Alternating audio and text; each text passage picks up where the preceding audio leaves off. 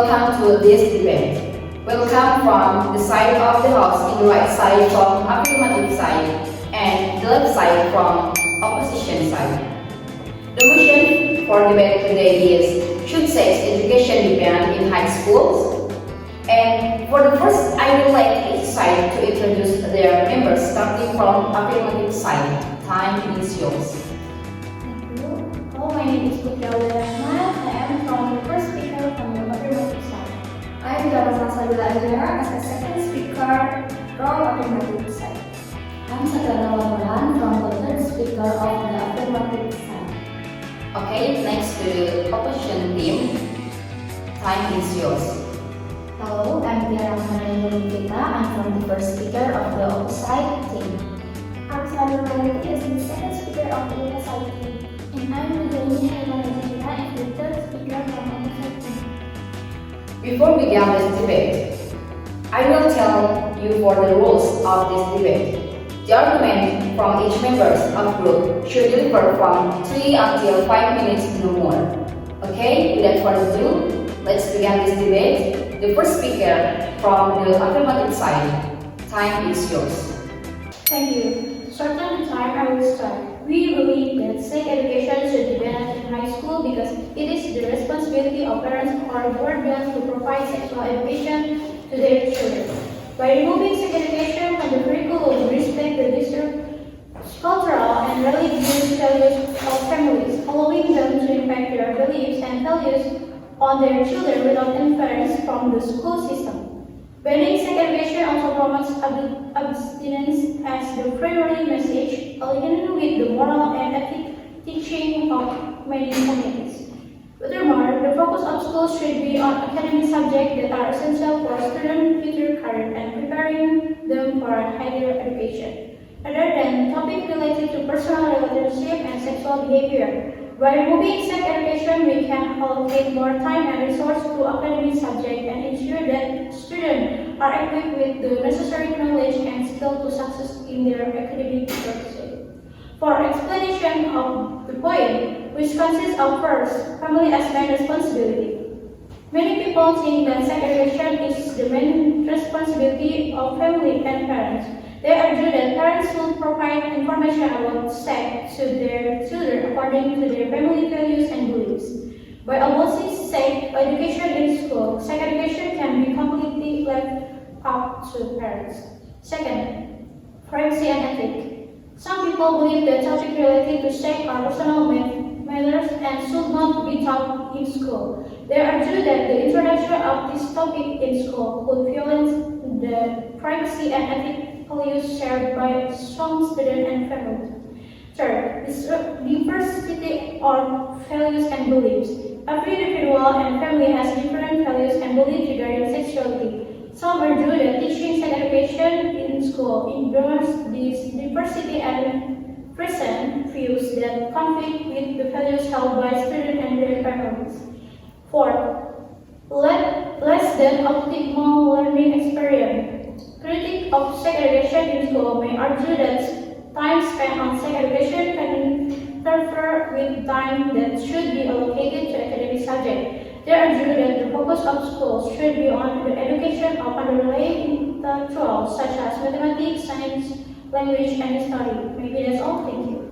Thank you to the first speaker from the affirmative side for the following argument. Next, the first speaker from the opposite side will deliver the argument. Time is yours. Thank you. Good afternoon, ladies and gentlemen. I'm from the first speaker of the opposition team. The topic for our debate is, should sex education be banned in high school? We define the topic as the sex education in high-quality teaching and learning about a broad variety of topics related to sex and sexuality. It explores values and beliefs about those topics to help people gain the skills that are needed to navigate relationships with self, partners, and community and manage own sexual health.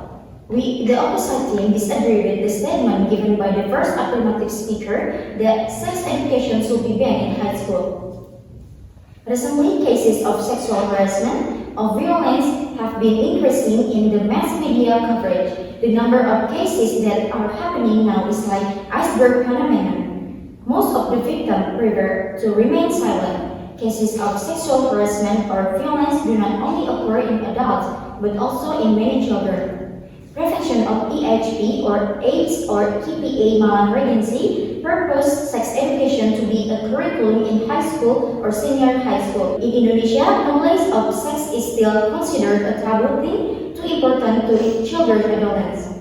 This is necessarily so that they know how to engage in healthy sexual behavior and prevent sexual harassment for occurring. Do not let children regularly get incorrect information about sex from sources that cannot be trusted. Thank you. Okay, thank you to the first speaker from the opposite team for the great argument. Next is rebuttal session will be delivered by the second speaker from the affirmative side. Time is yours. I understand that the first speaker of opposition team agree with the statement that sexual violence and hatred are increasingly widespread in the mass media. This is a serious issue and needs attention. The presence of content that celebrates or displays acts of sexual violence and hatred in the mass media has indeed increased in recent years. In responding to this situation, it is important to strengthen regulation and control over media content. Stricter regulation and stricter law enforcement need to be put in place to ensure that content promotes violence and reducing violence is not acceptable or taken for granted. In addition, supporting and building awareness through education combined both the negative impact of such content is also important from childhood. The mass media also play an important role. They need to consider their social responsibilities in producing and disseminating content. The adoption of ethical journalism, principle that emphasize accuracy, integrity, and respect for human dignity is also very important. Collaboration between the government, media regulation, educational institutions, and civil society organizations can help strengthen effort to address this issue and promote positive change in a more caring and responsible media culture. By acknowledging and addressing violence and sexual harassment in mass media, we can build a society that is safer, fairer, and respect the right of every individual solely free from violence and destruction. Therefore, the learning experience must be optimal and sex education in school must be abolished because it can take time to be selected an academic subject, so the above won't happen. Thank you. Okay, thank you to the second speaker from the affirmative side. And next is rebuttal session from the opposition side, delivered by the second speaker. Time is yours. Angel, but we have a bigger problem here, which is sex education is a form of introduction to the function of sex and sexual organs to ensure health and normal sexual function. Different understanding of the meaning of sex education makes people misinterpret the word sex education as something dirty and only teaches sexual relations between man and woman.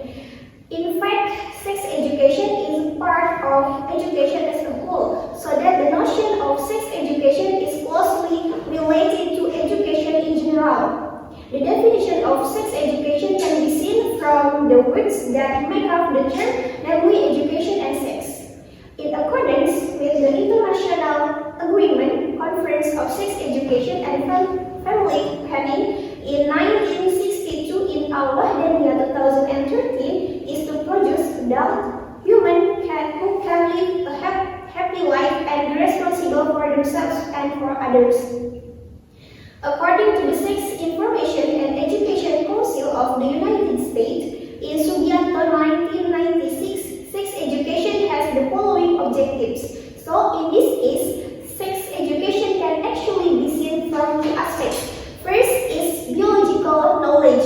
Biological knowledge, which includes knowledge of female and male reproductive organs, reproductive processes, namely pregnancy and birth, as well as knowledge and understanding of ways of transmission of STDs and HIV/AIDS, and the importance of knowing the parts that are prohibited from being touched by other people. And for the second, knowledge with a social or psychological approach, knowledge with a social or psychological approach that discusses sex, self-development, contraceptions, recognizing risky sexual behavior and human rights for our safety, and the decision to have sex according to WHO in 2009. In FISA 2012, sex education should not be limited to biological knowledge, but play a role in protecting public health and safety through education.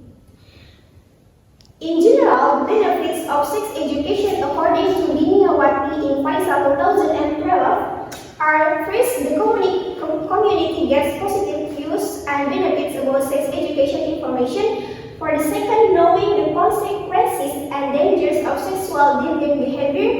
And the third, be able to find defiant action and efforts to avoid it, especially if this happens to children. And for the last, avoid the occurrence of negative things that result from wrong and wrong understanding of sex education. It can be emphasized that the purpose of sex education is not only to teach teenagers to understand and be able to practice sexual relations, but the purpose of sex education is to provide boundaries for adolescents or to prevent abuse of their sex organs.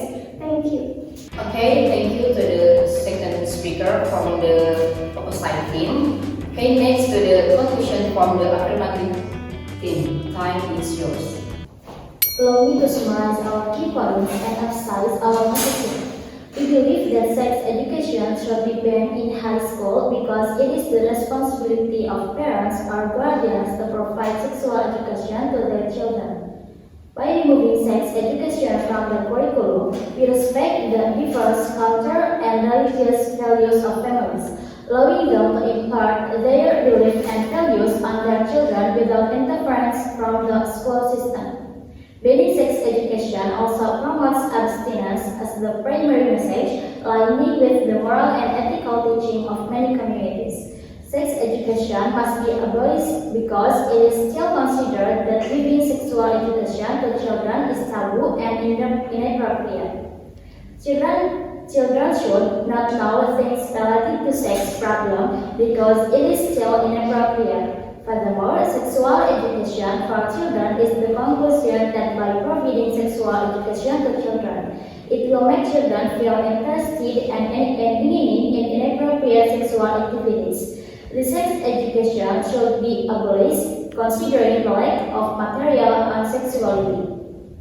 Consent to intercourse and touches well as gender issues in current education.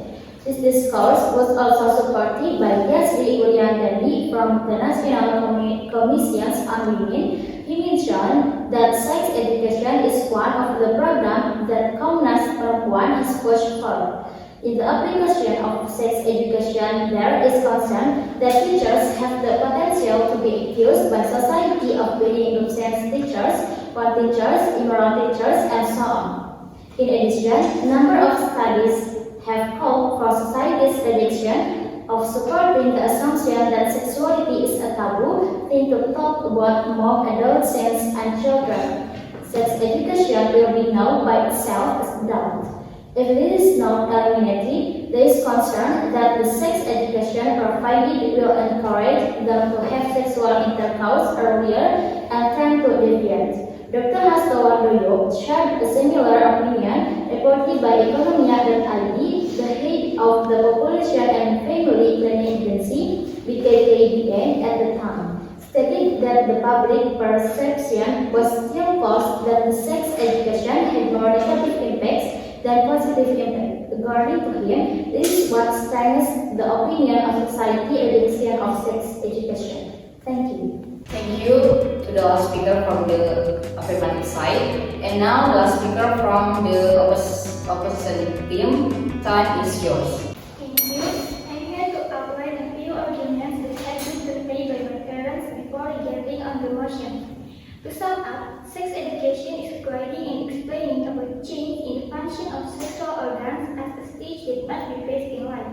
Sex education can help young boys and girls to know the risks of their sexual behavior and teach decision-making sexually mature. so as not to cause things that are self-defeating non-parents. Furthermore, it is safe to provide sex education to adolescents. The intention is to guide and explain the change in the function of the sexual organs as stages that must be faced in human life. Sex is considered taboo because of the lack of knowledge of the Indonesian people about it. Sex education cannot be equated with moral or religious education in which sex is considered taboo and unlawful. For some of the reasons above, sexual education should be taught in schools even from an early age. If sexual education is banned, then teenagers will not know the impact of something sexual because they don't know anything and have never learned. This will increase the number of sexual harassment among teenagers. Adolescents who receive comprehensive sexuality education will be able to make responsible decisions about their own sexuality, and if they decide to have sexual intercourse, they can take the sex course and have their sexual health checked regularly by a doctor. Sex education in schools should be part of comprehensive health education. This should be done in a professional and responsible manner and involving experienced experts in the field. In conclusion, sex education taught in school has many clear benefits for students and society in general. This helps students understand human sexuality at an early age, help prevent unhealthy sexual acts, and provide access to accurate and valuable information about sex.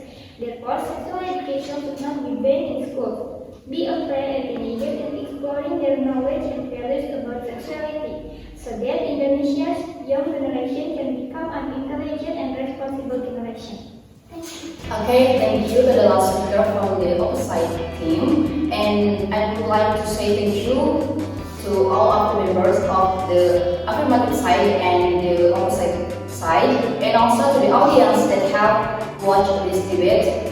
And thank you for your attention. Wassalamualaikum warahmatullahi wabarakatuh.